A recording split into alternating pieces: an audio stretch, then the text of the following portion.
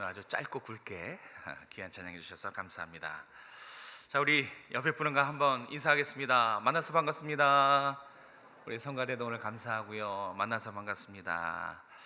이제 아침 저녁으로 좀 선선해서 좀 이제 좋으시죠? 네, 아주 이제는 조금 그 더위가 가시고 좀 상쾌한 바람도 불고 얼마나 하나님께 감사한지 모릅니다. 이제 벌써 8월 달이 다 가고요. 이제 9월의 첫 주입니다. 하나님의 은혜와 평강이 여러분과 여러분의 가정에 충만하시길 주님의 이름으로 축복합니다. 아멘. 이제 9월이 이제 단합의 달, 화합의 달이다 보니까 이제 말씀을 묵상하다가 오늘 본문이 생각났습니다.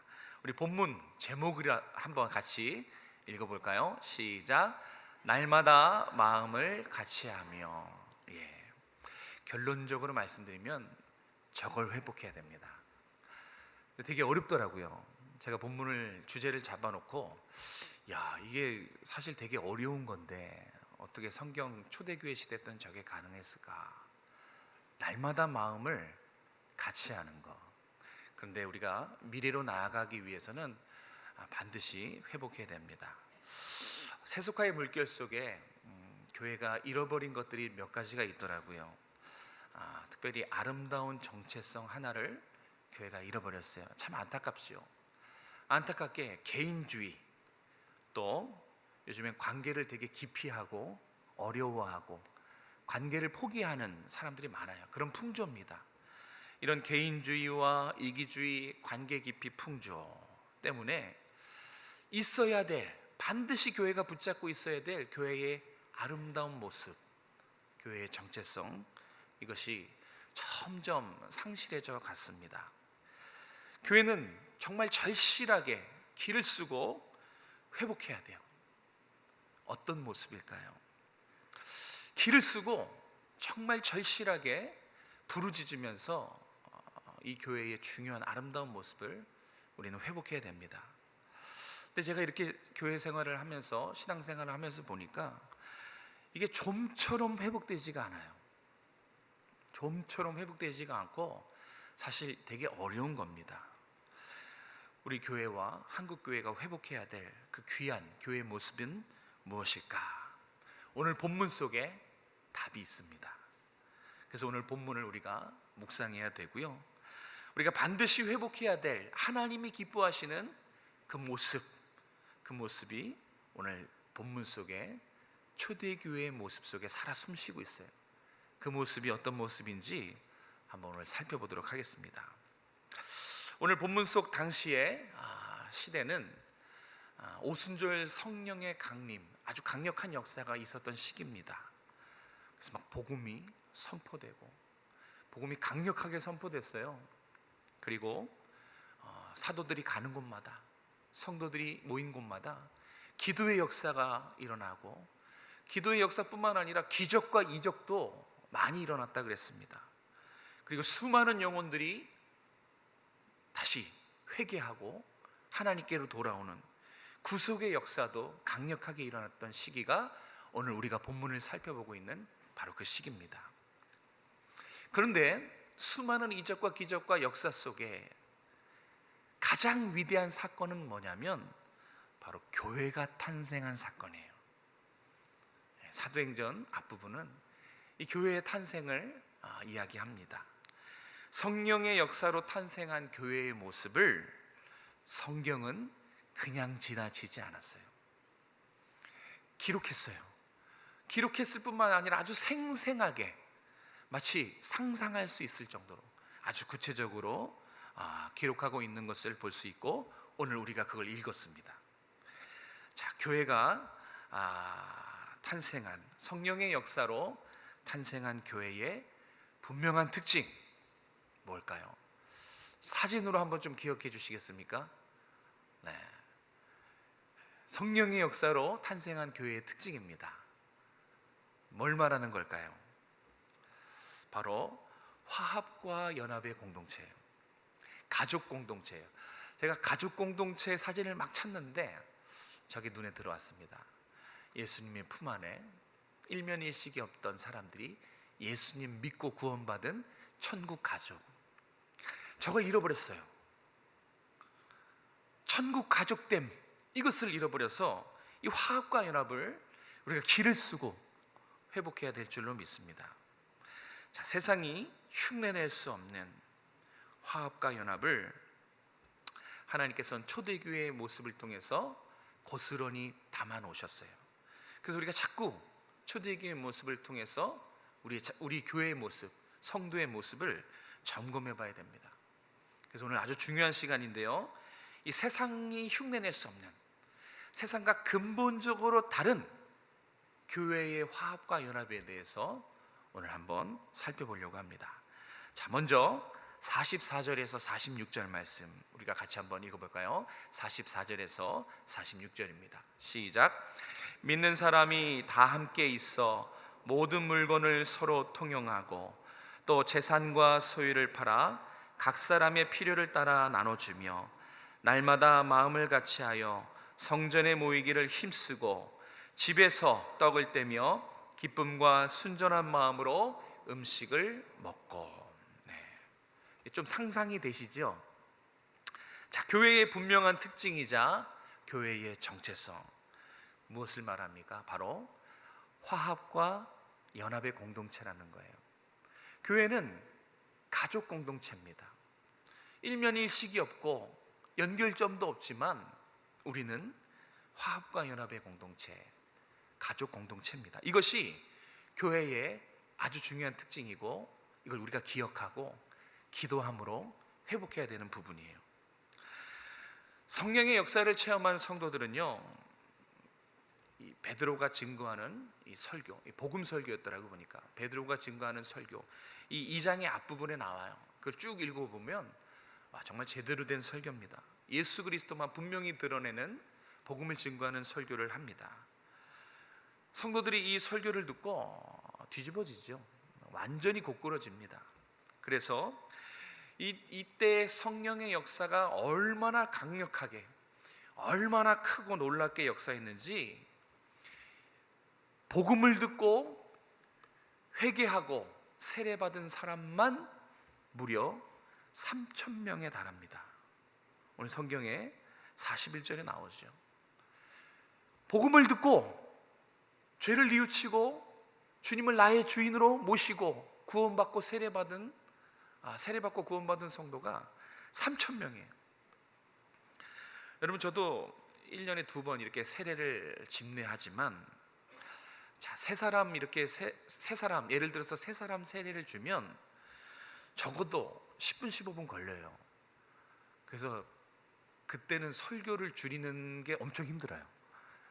설교가 길어지면 세례 시간까지 하면 너무 길어지니까 그 정도 걸려요. 10분 15분.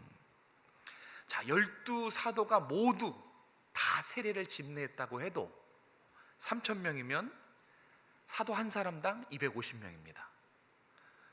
계산해 보세요.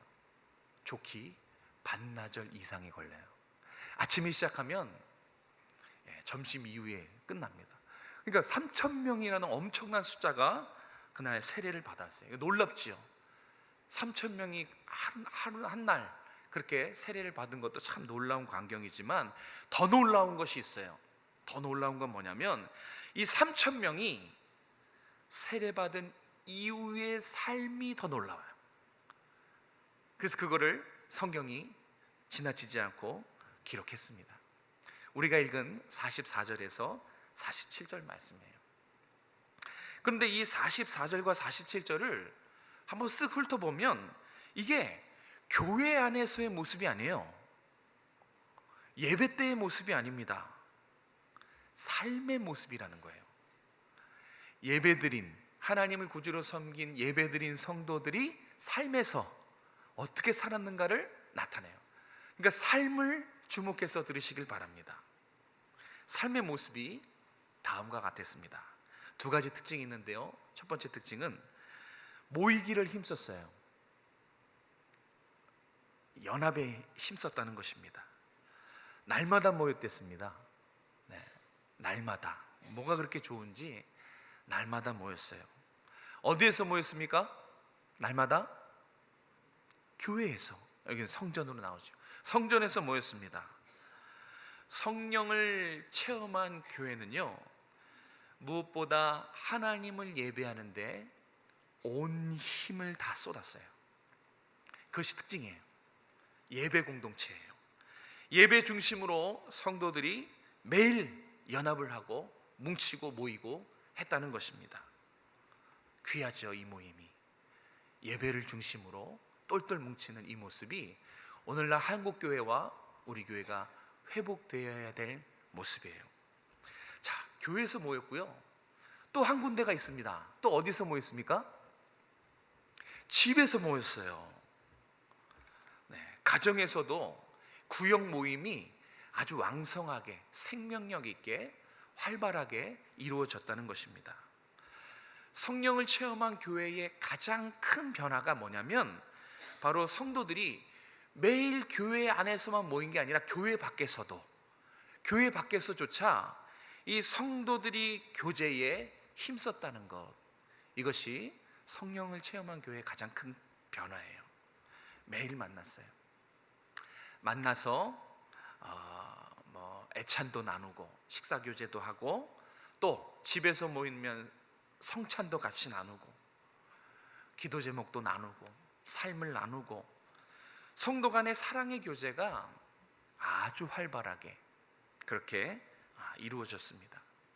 바로 이 모습이 오늘날 한국교회와 우리 교회가 본받아야 될 초대교회의 특징이었어요. 저는 이 모습을 우리가 조금씩 본받아가고 있다고 저는 믿습니다. 이게 첫 번째 특징이에요. 연합. 자, 초대교회 성도들의 두 번째 특징은 뭐냐? 성도들이 화합에 힘썼습니다. 화합에 힘썼어요. 그것을 어떻게 알려주는 단어가 바로 통용 그리고 나눔, 이 두 단어를 통해서 초대교회 성령을 체험한 교회들은 화합에 힘썼구나라는 것을 충분히 알 수 있죠. 여러분, 통용이 무슨 뜻인 줄 아십니까? 통용. 쉽게 말해서 통용은 네 거 내 거의 구분이 없다는 거예요. 모든 물건을 다 함께 공용으로 사용하는 아주 높은 단계입니다. 세상은 그렇지 않죠. 세상은 철저하게 네 거 내 거 분명하게 나눕니다. 심지어 네 것도 내 거, 내 거는 원래 내 거, 이렇게 더 가지려고 하지요. 그런데 초대교회 때는 이런 세상의 모습이 싹 사라졌어요. 소유, 너 나의 이런 벽이 허물어졌습니다. 심지어 욕심의 벽도 허물어졌어요. 이건 정말 세상이 흉내낼 수가 없어요. 욕심의 벽이 무너지고 너와 나의 벽이 사라지는 것. 화합에 힘썼기 때문에 이런 일들이 가능한 것입니다. 자, 이렇게 너와 나 서로의 물건을 통용하고 같이 사용했을 뿐만 아니라 더 나갑니다. 더 나가서 나보다 힘든 사람들, 나의 도움이 필요한 사람들에게 자신을 희생하고 나누고 베푸는 헌신의 삶도 보여줬어요. 도전합니다. 만약 이 순간 제가 지금 이거 한번 해봅시다. 여러분, 재산과 소유를 팔아서 가난한 자들의 필요를 나눠줍시다. 그 다음에 어떤 일이 벌어질까요? 우리는 어쩌면 다음 주에 교회 안 나올 수도 있어요. 쉽지 않다는 얘기예요. 그렇지 않습니까? 쉽지 않아요. 이 당시에는요, 가난한 사람들이 대부분이었어요. 비천한 사람들이 대부분이었어요. 그런데 있어서 준 게 아니라, 남아 돌아서 준 게 아니라 없는 중에, 부족한 중에 내 걸 띄어서 준 거예요. 근데 이거는 시켜서 한 것이 아니라는 거예요. 시켜서도 못하지만 이거는 자발적으로, 은혜로, 감동이 돼서 그렇게 밭도 팔고 가축도 팔고 가진 것을 팔아서 나보다 형편이 어려운, 도움이 필요한 지체들의 필요를 아무 조건 없이, 아무 대가 없이 거저줬어요. 중요한 질문입니다. 어떻게 이 어려운 일이 가능했을까요? 무엇이 나도 힘들고 나도 없는데 그럼에도 불구하고 자신을 희생하고 베풀고 나눠주는 그 용기 있는 삶을 살아내는 그것이 무엇이었을까요? 아까도 말했지만 이 당시의 성도의 대부분은 가난했어요. 형편이 어려웠습니다. 그런데 어떻게 나보다 더 힘든 사람을 불쌍히 여기고 주님의 사랑으로 그 영혼을 품어줄 수 있었을까? 답은 옆 사람을 하나님 나라의 가족으로 생각했기 때문에 그래요. 남남이 아니라 가족으로 생각했어요. 가족이기 때문에 어때요? 가족끼리 서로 힘들지만 챙기죠. 그러니까 그때 당시의 성도들은 서로 우리는 가족이야. 이 땅에서도 보고 천국에서도 보고 영원히 보는 천국 가족이야. 그렇게 생각하고 있어서 나도 힘들지만 남을 챙겼습니다. 베풀고 나누고 희생하는 삶을 살아냈어요. 이 모습이 우리에게 필요한 모습이라 저는 믿습니다. 나도 힘들지만 나보다 더 힘든 사람에게 손을 내미는 거, 기도해 줄 수도 있고요, 만날 수도 있어요. 방법은 물질적인 방법 빼고 엄청 많습니다. 내 시간을 줄 수 있고 내 사랑을 줄 수 있고, 생각해 보면 우리가 나눌 수 있는 것들이 참 많아요. 그런데 메말라 버렸지요. 사랑하는 성도 여러분, 이 초대교회의 화합과 연합의 아름다운 모습을 우리 회복합시다. 회복할 수 있길 축복합니다. 열심히 서로 아껴주시기 바랍니다. 열심히 서로 사랑해 주시길 부탁드립니다. 사랑하고 아껴주는 방법은 모이기를 힘쓰는 방법이에요. 네. 기간 활동에, 목장 활동에 좀 모이기를 힘써 주시고, 특별히 우리 오정성화교회는 다음 세대라는 아주 커다란 수건 사업이 있지 않습니까? 주님의 뜻이지 않습니까? 이거 절대 전 교인이 함께 해야지만, 전 교인이 손 붙잡고 끙끙거리지만 해낼 수 있는 하나님의 비전이에요. 교회를 세워가는 일에 함께 동참해 주시기를 부탁드립니다. 우리가 화합한다면, 모이기를 힘쓴다면 충분히 하나님 우리 교회에 허락하신 비전을 우리는 감당해낼 수 있다고 저는 믿습니다. 우리 모두가 손 붙잡고 모이기를 힘쓰기를 주님의 이름으로 축복합니다. 아멘.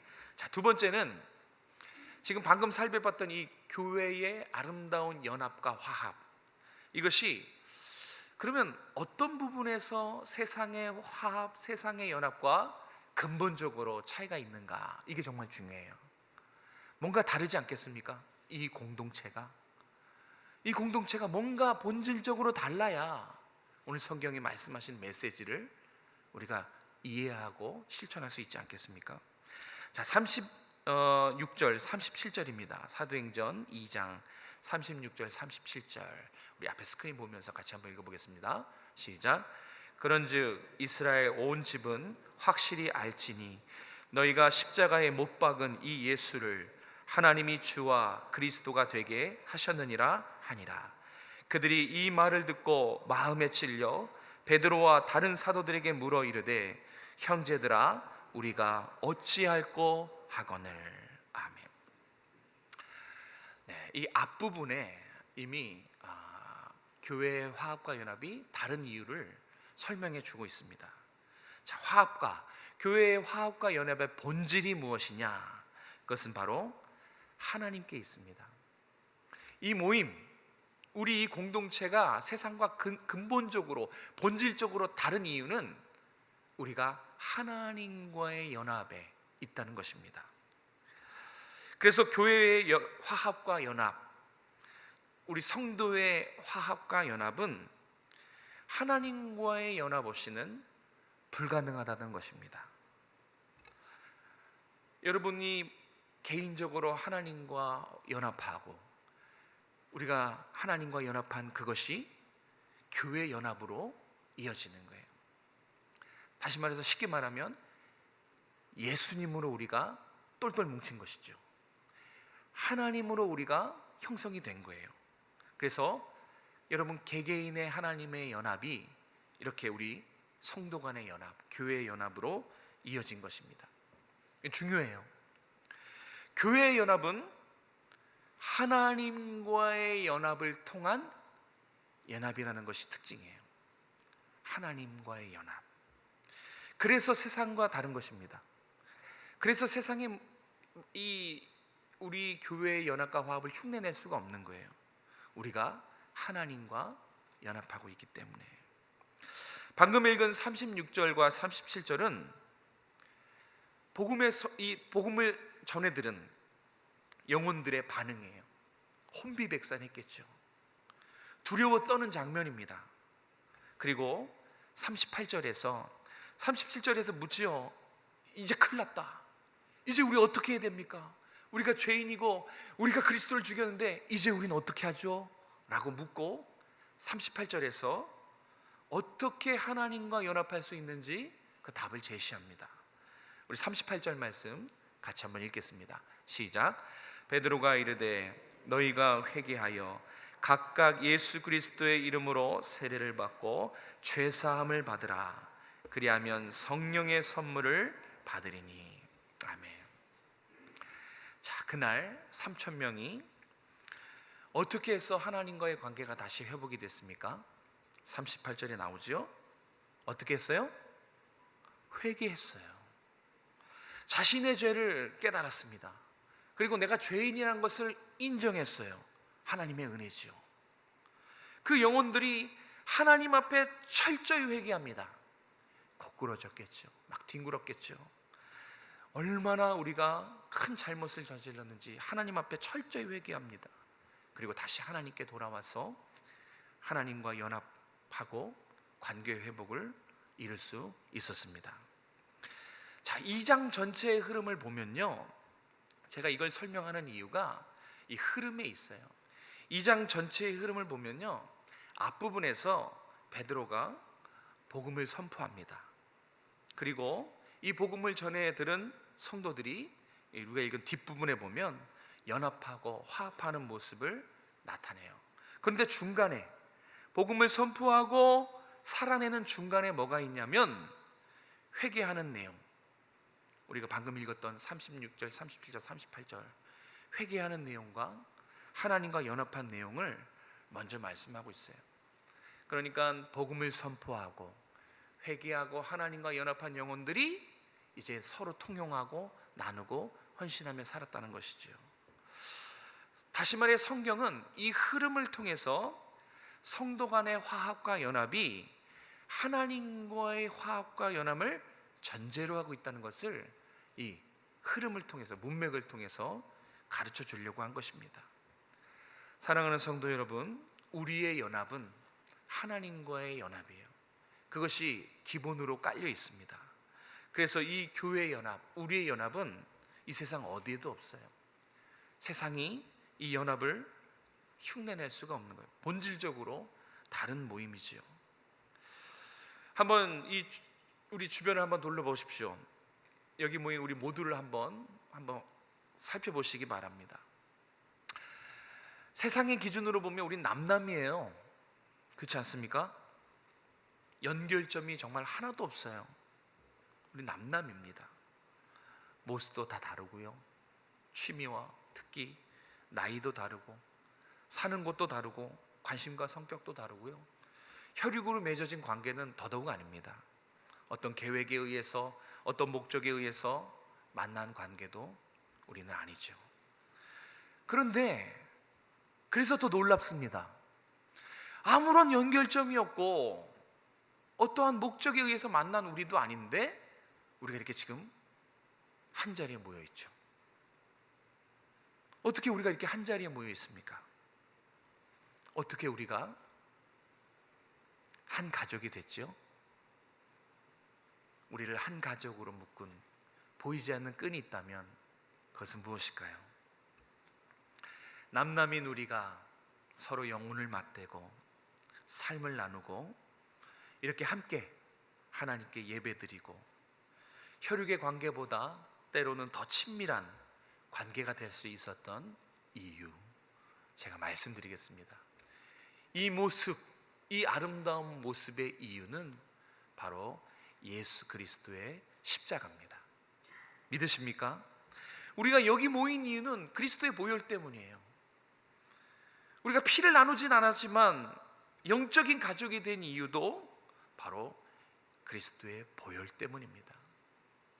함께 통용하고 함께 나누고, 나도 힘들고 나도 없지만 불쌍한 지체를 돌보고 사랑하는 그 모든 이유가 바로 우리가 예수 그리스도의 보혈로 맺어진 천국 가족임을 우리는 믿기 때문입니다.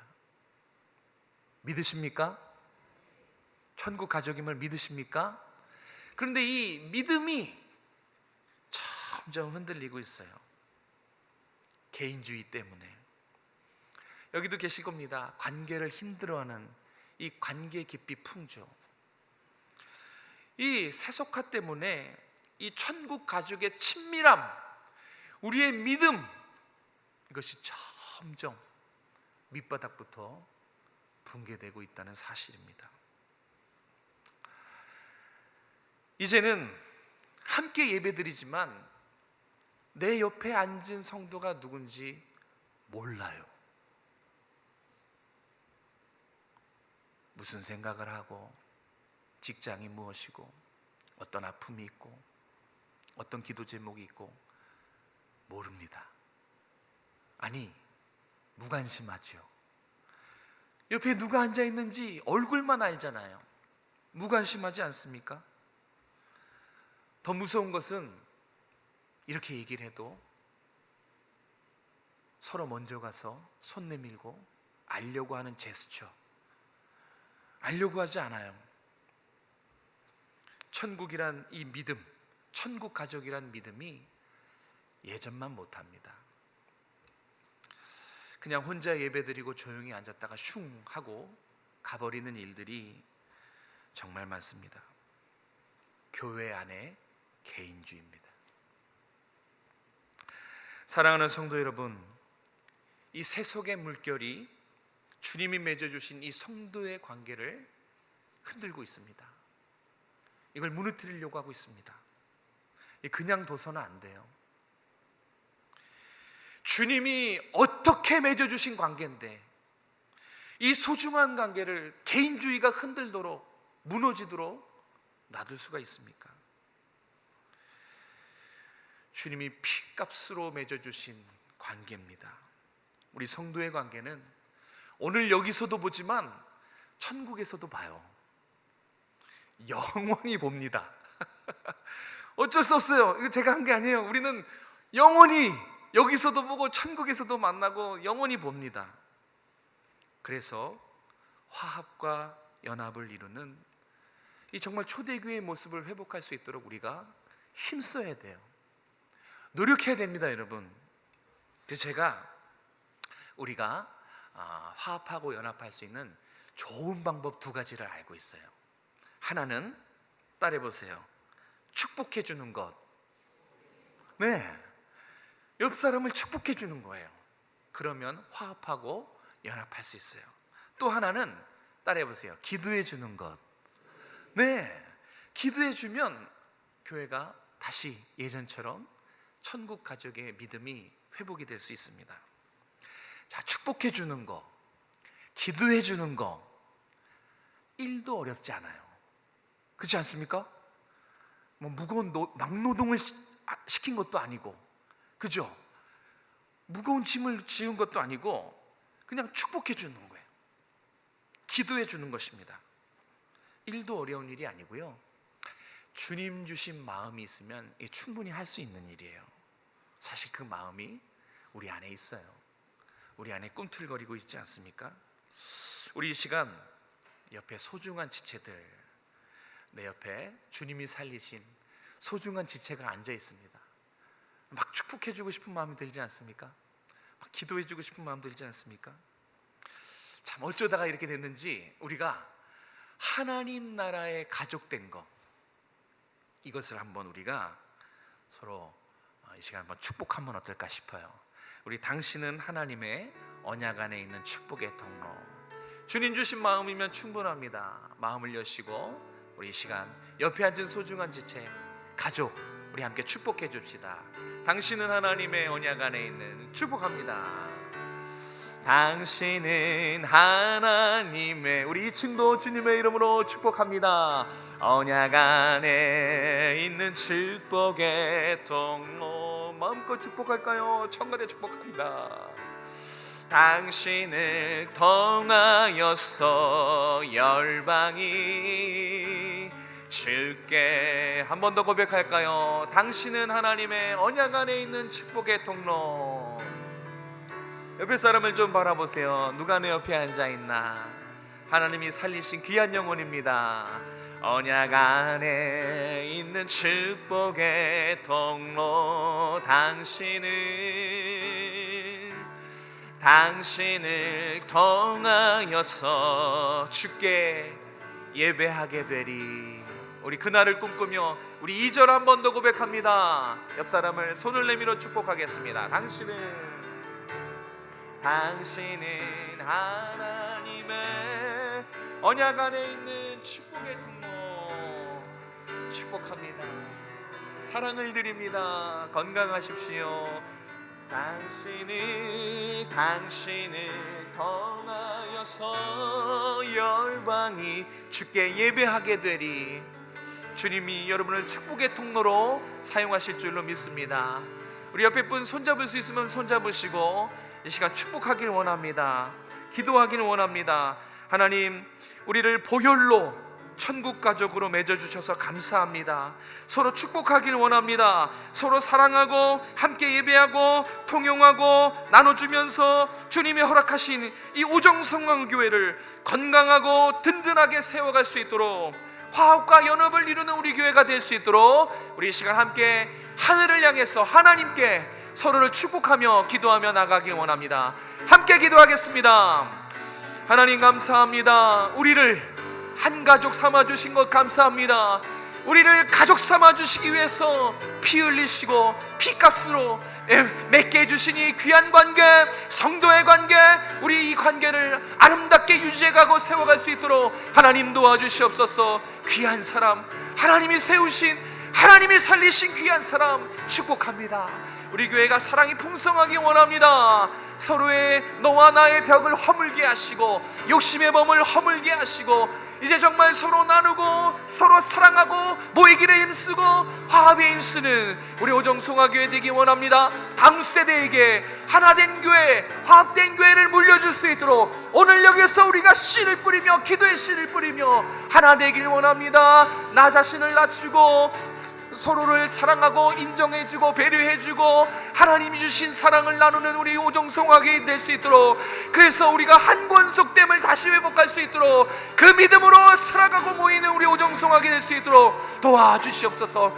한 심령도 낙오되지 않기 원합니다. 한 심령도 외로이 있지 않기 원합니다. 사랑으로 함께 나누는 우리 오정송하게 될 수 있도록 주장하여 주시옵소서. 함께하여 주실 줄로 믿습니다. 인도하여 주시옵소서. 사랑해 주님 감사합니다. 이 아침에 우리가 함께 모여 주님을 예배드리는 것은 당연한 것이 아니라 하나님의 은혜이고 기적 같은 이름을 믿습니다. 매일 이렇게 함께 우리가 하나님을 찬양하고 예배드릴 수 있음에 감사드리고 이 지체를 소중하게 여기고 사랑을 나누고 관심을 갖고 이제는 기도로 동역하는 아름다운 영적인 그리스도가 맺어진 관계, 하나님 나라의 천국 가족, 그 믿음을 가지고 살아가는 똘똘 뭉치는 우리 오정송화교회가 될 수 있도록 함께하여 주시옵소서. 어떠한 지체도 소외되지 않길 원합니다. 혼자 신앙생활하지 않게 도와주시고 이제 그리스도 안으로 서로 하나 되고 뭉치고 우리 다음 세대를 세우는 일에, 평안하여 든든히 세워가는 이 일에 우리 모두가 연합하고 화합을 이룰 수 있도록 은혜 베풀어 주시옵소서. 거룩하신 예수님의 이름으로 감사하며 기도드렸습니다. 아멘.